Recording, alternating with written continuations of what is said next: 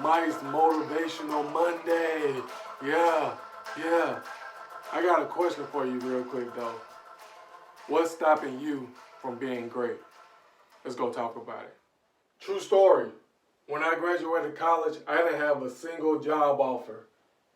One day my cousin hit me up on Facebook and he was actually writing me to ask me for my help, and he ended up helping me.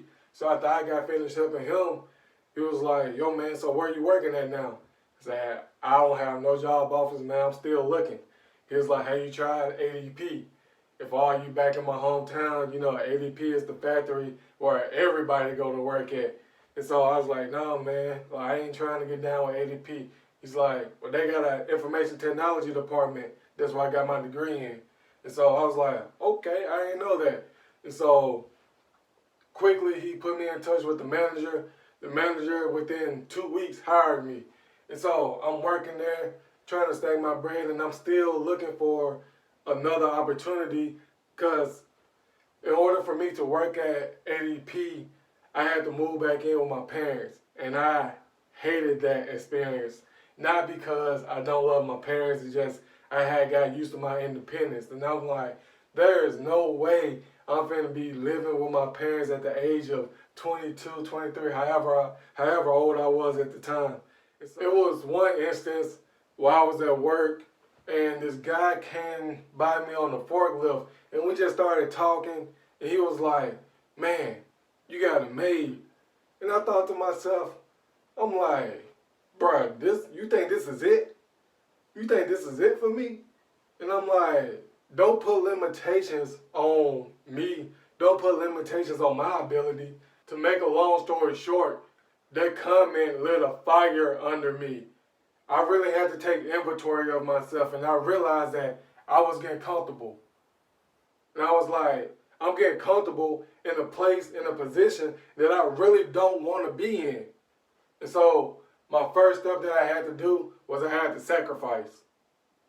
I made a commitment to myself that I was going to get myself in a better position. I was going to move out of my parents' house and be on my own, and I was going to move out of my hometown. For my sacrifice, I promised myself that I would not get on social media for the whole entire month of October 2016.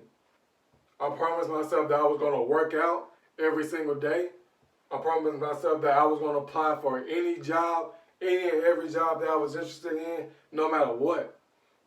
That was the commitment that I had made to myself. Those were the things that I was going to sacrifice, and I was willing to sacrifice it in order for me to step into my greatness. And that's what you have to do. You have to sacrifice something. For some of us, the word sacrifice scares us. But let me tell you something. In order to be the person that you want to become, you have to give up being the person that you are now. What do I mean by that? If you see yourself thriving, being blessed, not giving in to nothing, living life on your own accord, you have to really take inventory of, are you living your life like that right now? And if your answer is no, then you have to die to any old form of yourself that you currently are and bring alive that new form that you want to be. The other thing that I had to do, which is step 2, is to be radical. Like, be radical with the person that you want to be, man. Don't let any type of negativity come to you and stop your progress from becoming the person that you ultimately want to become. I was willing to be radical. I was willing to sacrifice. I was willing to get to myself, to meditate, to get away from social media, to work on myself and work out every single day, to clear my mind of all the negative stuff and press play on my positive thoughts instead of giving in to my negative. I was willing to be radical. I was willing to make any change necessary for me to get into the place that I wanted to be. That's the type of attitude you gotta have whenever you're going after something that you want, especially when it's dealing with you, because it has everything to do with you and not anything to do with anybody else, which is my third point. Stop asking people for permission. Stop asking them permission to be great. Give yourself permission. Say yes to yourself, because guess what? Greatness is already in you. And you need to believe in that. And let's be real. Most of us want to ask people for permission because just in case we fail, we can have someone else to blame for our failure.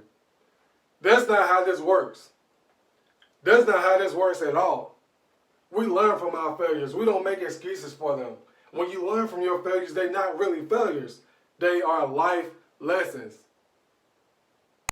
And when you look at them like that, man, you'll be unstoppable. And that's how you reach your greatness.